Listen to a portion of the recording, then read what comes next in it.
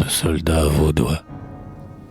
Sur d'humbles escabeaux, à l'angle d'un vieil âtre, où tremblait dans le cendre une flamme bleuâtre, deux soldats devisaient, l'un près de l'autre assis, de leur lampe mourante un reflet indécis projetait sur le mur des ombres fantastiques. À la porte, jasaient les vents mélancoliques.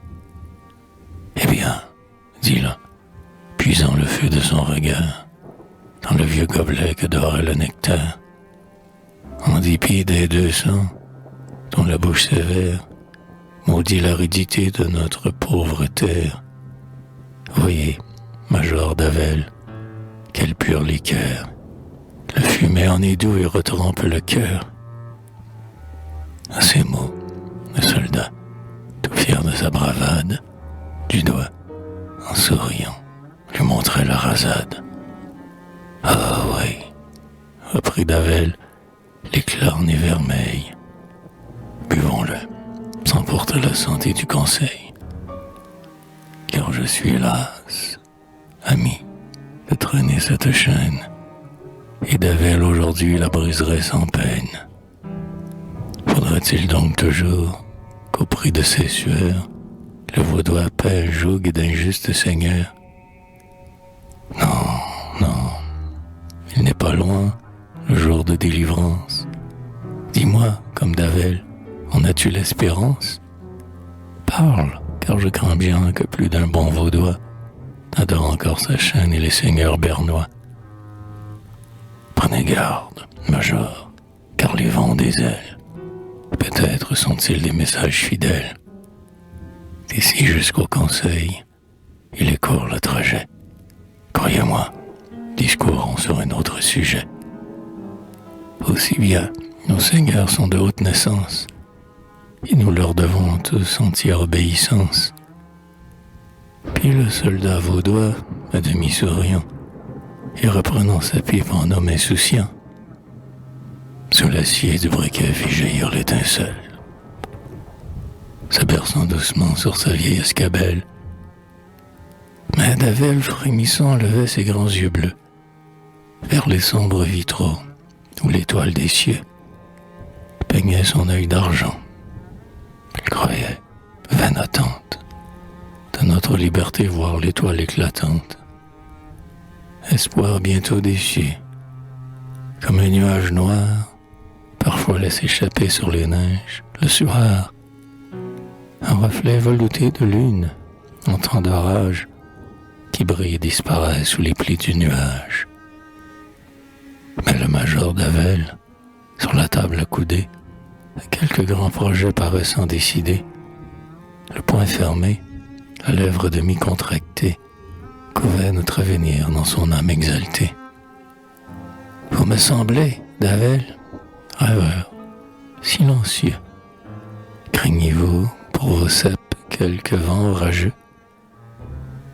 Le silence des nuits dans cette solitude peut-être vous remplit le cœur d'inquiétude. Mais demain nos amis fêtent mon nouveau-né. Un bon banquet Davel sera plus fortuné. Non, non, je dois partir. Il ne faut plus m'attendre. En vérité, Major, je n'ai pu vous comprendre. J'ai reçu du conseil quelques ordres secrets. Demain, reprit Davel, mes soldats seront prêts. Sonne-t-on sur le Rhin la cloche des alarmes? Les hommes de Glaris ont-ils repris leurs armes? Demanda le soldat. Mets ta main sur mon cœur, lui répondit Davel, qui paraissait rêveur. Je sens par intervalle y battre quelque chose. Nous combattrons, tu crois, pour une bonne cause. Pourtant, du clocher noir, le sommet blanchissait, par-delà les peupliers que la brise froissait. La lune se penchait sur les lointains rivages, argentant tour à tour les caps et les villages, des lambeaux de vieux murs, quelques sillons des eaux, où les sapins épars sur les riants coteaux. Et l'immense soupir des airs purs et tranquilles se mariait au bruit des hameaux et des villes. Alors l'œil de Davel peut-être aurait cru voir quelque ange du Léman couvert d'un crêpe noir. Et, sur l'oraque mouillé par la vague plaintive, au milieu des roseaux qui tremblent sur la rive, s'asseyant pour pleurer. Mais Davel est parti. Son camarade est seul, vers son foyer blotti. Comme le paysan l'est parfois au village, d'un œil tranquille et lent observant le nuage qui monte de ses pieds puis roule en se berçant.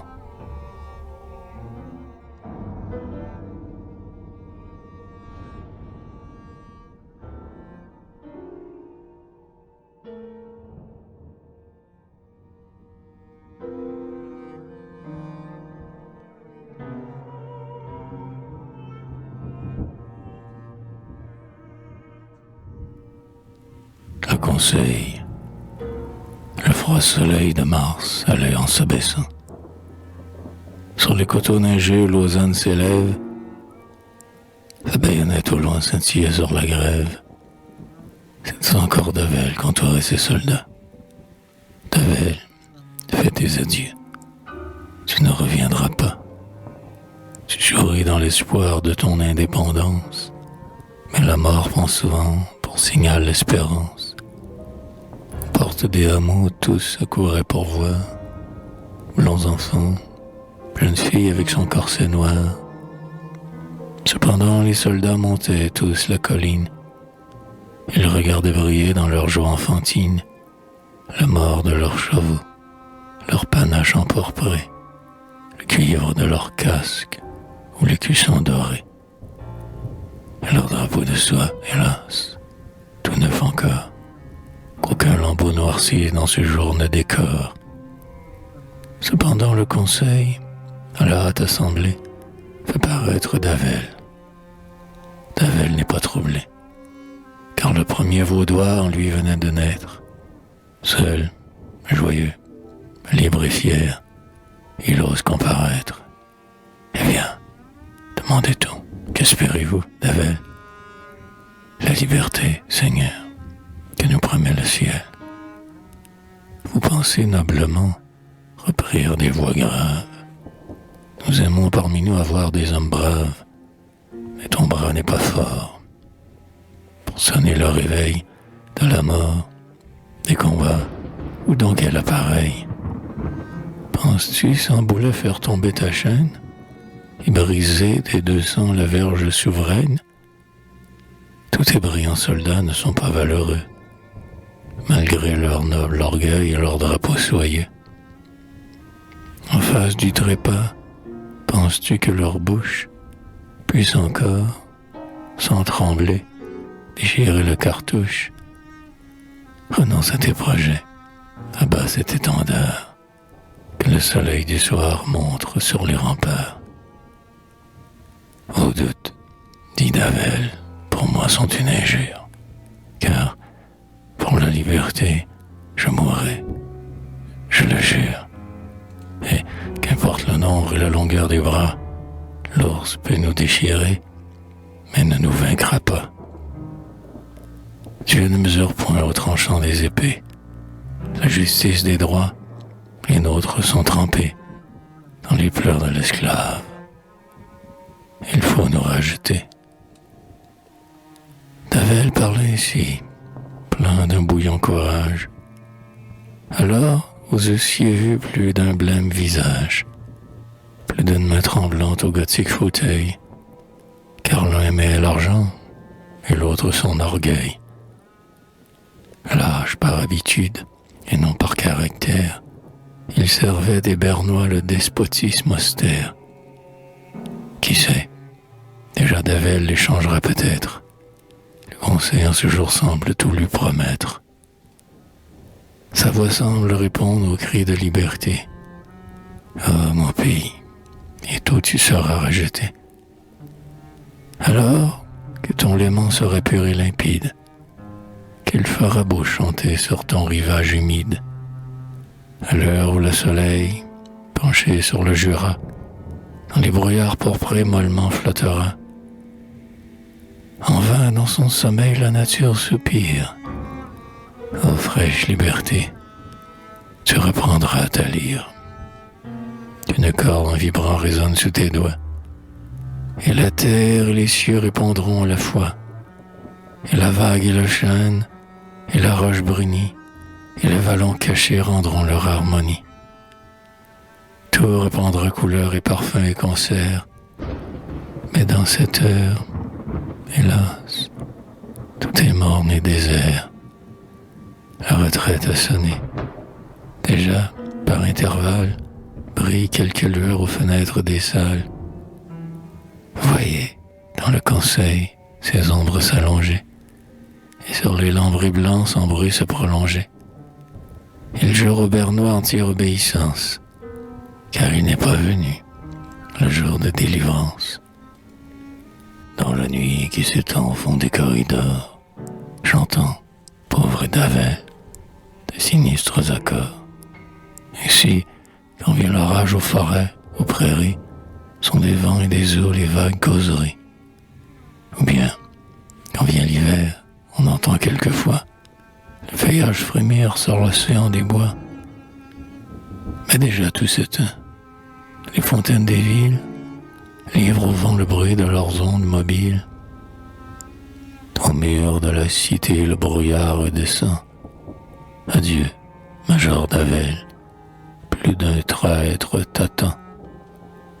Un trompeur adoptant pour mot d'ordre patrie. Son joyeux banquet aujourd'hui le convie. Là, la mort remplira sa coupe en souriant. Mais Davel est vaudois. Il n'est pas défiant. À la table d'un autre, il se place sans crainte. Davel est trop loyal pour soupçonner la feinte.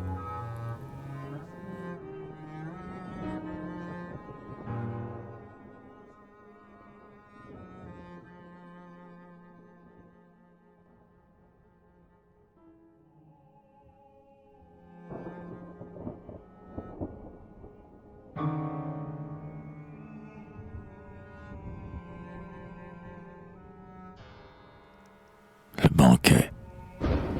Au jour de sa jeunesse, on le vit maintes fois ranimer les banquets aux accents de sa voix.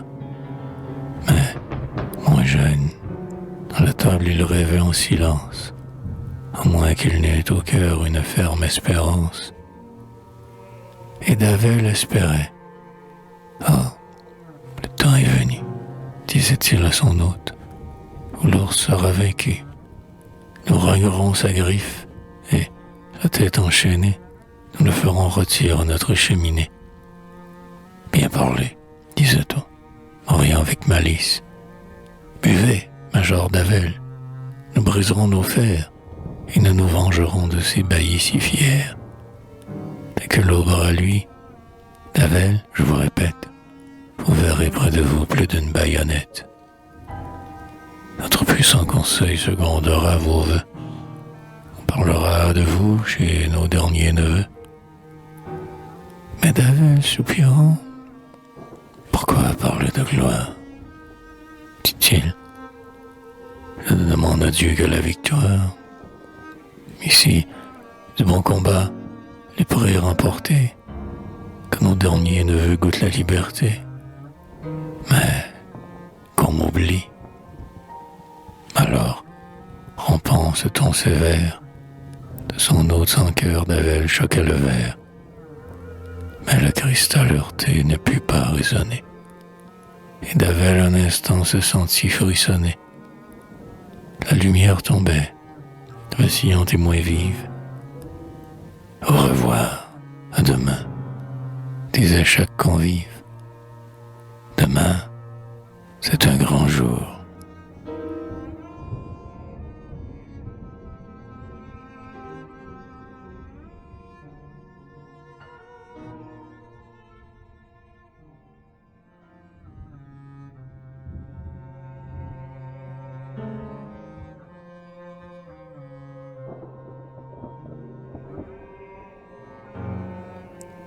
L'armée à Lausanne. La scène a donc changé. Du banquet à la chaîne, du plaisir à la mort, ainsi tout nous ramène.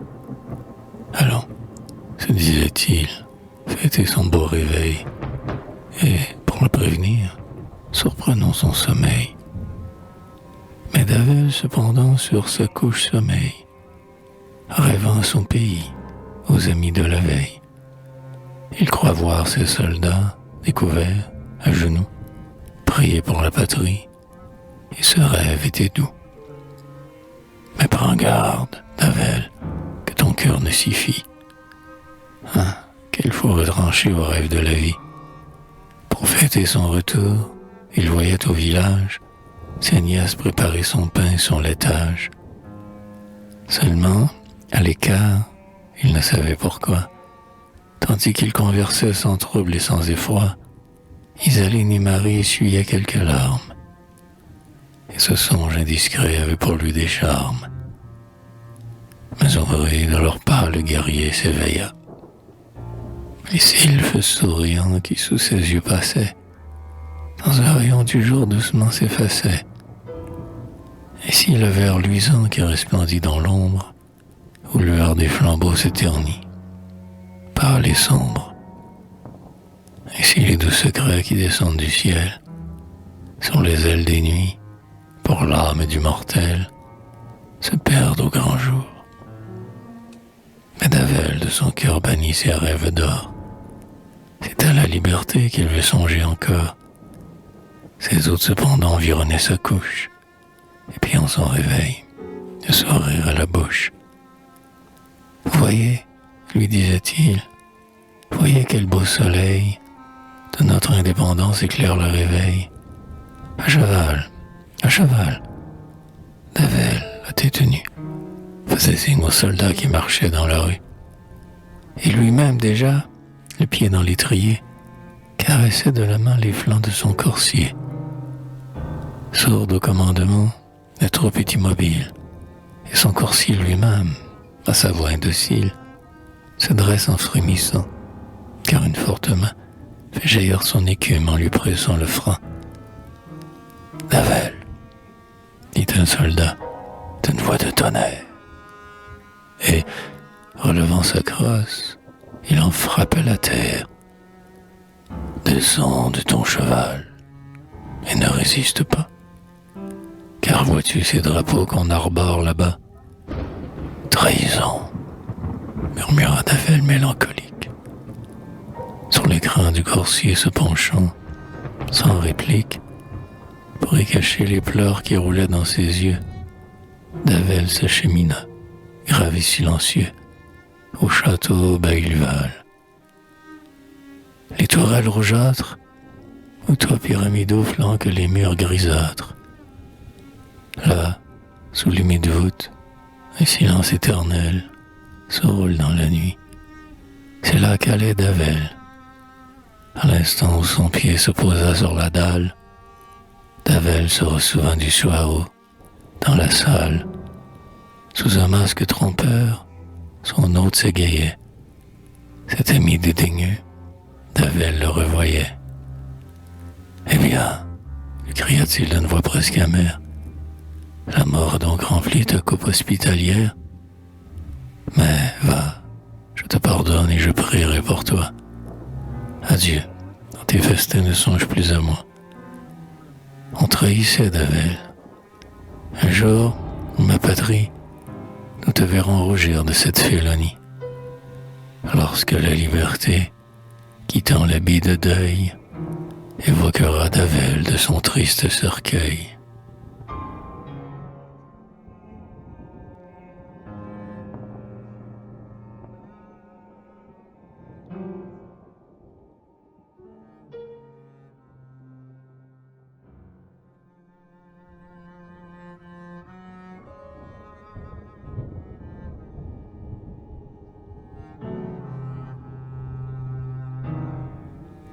La vue.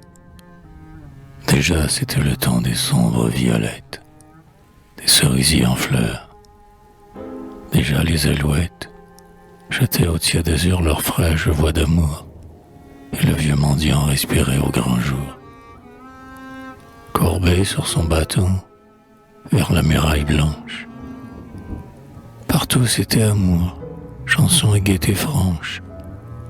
Mais Davel, ce martyr de notre liberté, celui qu'on trahissait par hospitalité, que faisait-il? Venez, nous le verrons peut-être, au travers des barreaux croisés sur sa fenêtre. Je l'aperçois dans l'ombre, à genoux et priant, sur l'humide pavé.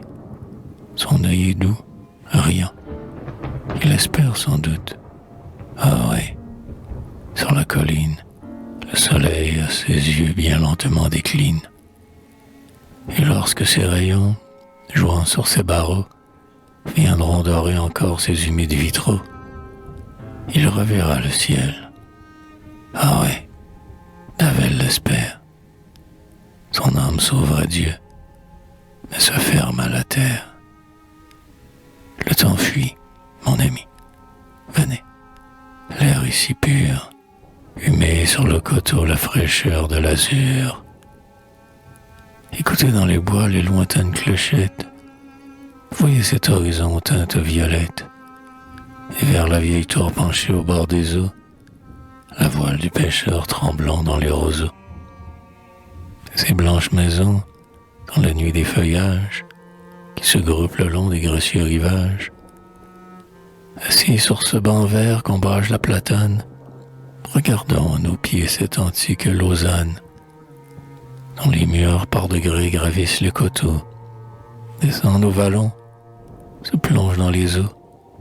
Elle semble dormir sur les monts, sur les plaines, fière de présider aux fastueuses scènes des rives du Léman. Là, succombe Davel, écoutez ces clameurs qui se perdent au ciel. Sur l'échafaud sanglant, on l'applaudit sans doute. Voyez ce jeune enfant qui s'ébat sur la route. Il faut l'interroger. Que font-ils dans ces prés, versés sous le pleureur par le lac effleuré?